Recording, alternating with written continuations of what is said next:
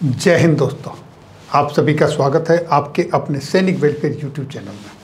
दोस्तों, केंद्रीय कर्मचारियों के लिए 8वें वेतन आयोग यानी 8th पे कमीशन का जो मुद्दा है वो राज्यसभा में बड़ी जोरों से गूंजा और एक नहीं बल्कि दो सांसदों ने इस मुद्दे को उठाया। क्या उन्होंने क्वेश्चन पूछा, किसका रेफरेंस दिया और क्या उनको जवाब मिला, आइए देखते हैं स्टेप बाय स्टेप। पहले हम देखते हैं दोस्तों कि ये मुद्दा क्यों उठा। ये 7th पे कमीशन की जब रिपोर्ट आई थी नवंबर 2015 में, तो इसके पैरा 1.22 के अंदर कुछ कहा गया था।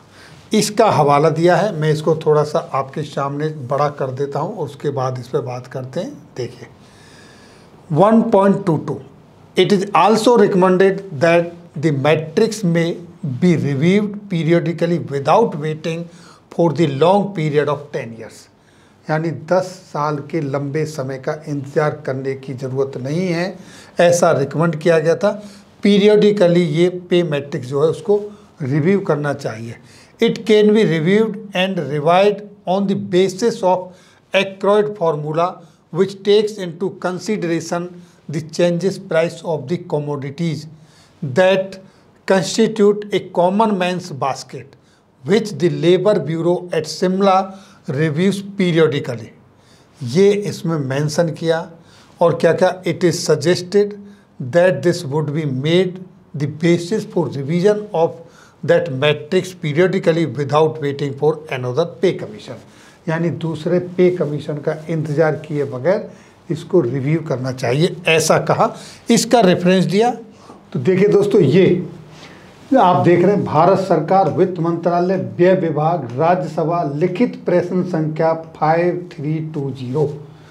मंगलवार 25 जुलाई को ये क्वेश्चन पूछा गया। 8वें केंद्रीय वेतन आयोग का गठन श्री जावेद अली खान जी ने, और उन्होंने पूछा क्या वित्त मंत्री यह बताने की कृपा करेंगे कि जो मैंने अभी आपको पहले दिखाया था 7th पे कमीशन का पैरा 1.22, उसके बारे में कहा क्या सरकार ने 7वें केंद्रीय वेतन आयोग की रिपोर्ट में शामिल पैरा, ये देखिए 1.22 पर विचार नहीं किया है, जिसमें यह सिफारिश की गई थी कि केंद्र सरकार के कर्मचारियों के वेतन मैट्रिक्स की एक्रोइड फॉर्मूले के आधार पर 10 साल की लंबी अवधि की प्रतीक्षा किए बिना ही इसकी समय समय पर समीक्षा की जाए।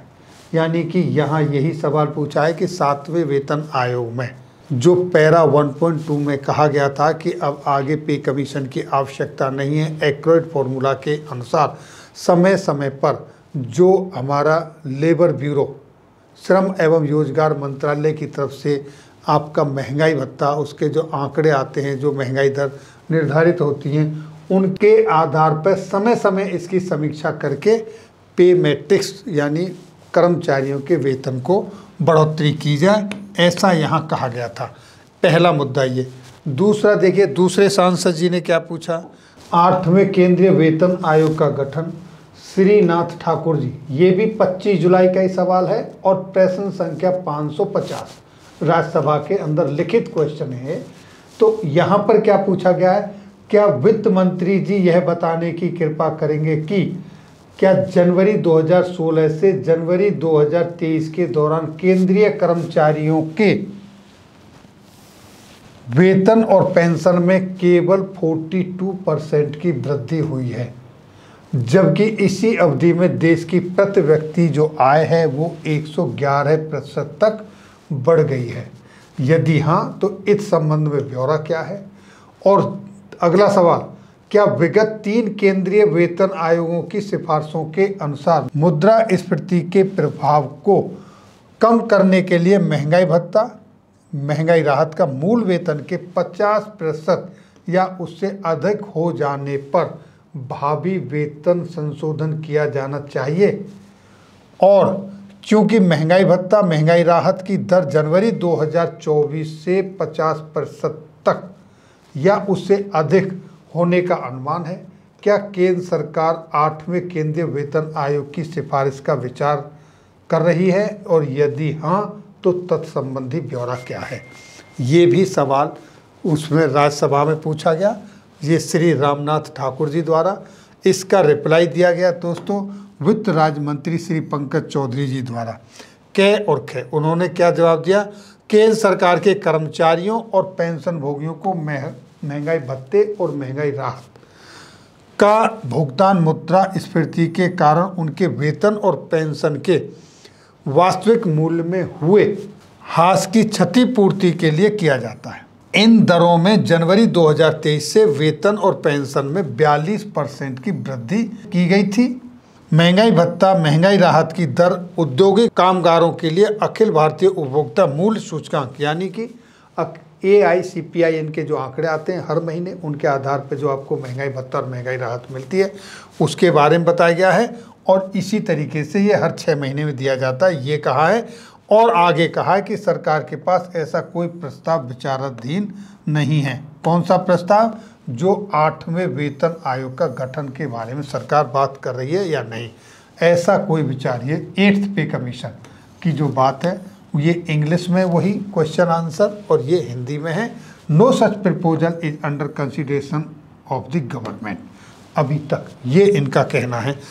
दूसरा, यही रिकमेंडेशन की बात यहाँ पर कही गई है कि इन्होंने कहा सरकार ने 7वें वेतन आयोग के आधार पर वेतन और भत्तों के संशोधन को मंजूरी देते समय इस मुद्दे पर विचार नहीं किया है। कौन से मुद्दे पर विचार नहीं किया है?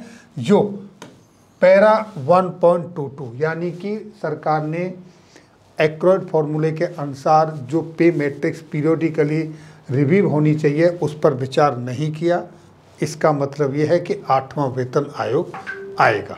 जो ये चीज़ें हो रही थी कि अब कोई वेतन आयोग नहीं आएगा, ऐसा नहीं है। 7वें वेतन आयोग में जो ये रिकमेंडेशन दिया गया था इस पर सरकार ने कोई विचार नहीं किया है। दूसरा, अभी इस वक्त ऐसा कोई प्रपोजल नहीं है कि अभी 8वें वेतन आयोग का गठन किया जाए। तो दोस्तों ये थी जानकारी 8वें वेतन आयोग के गठन के संदर्भ में, जो कि राज्यसभा में 25 जुलाई को क्वेश्चन पूछे गए थे उसके संदर्भ में। और जैसा कि आप सभी जानते हैं 2024 में आम लोकसभा के चुनाव हैं, तो उससे पहले सरकार इसका बेनिफिट लेने के लिए 8वें वेतन आयोग का गठन 2024 में चुनावों में जाने से पहले कर सकती है। और आयोग को भी 2-2.5 साल का समय लगता है रिपोर्ट तैयार करने में, तो 2026 तक रिपोर्ट भी आ सकती है।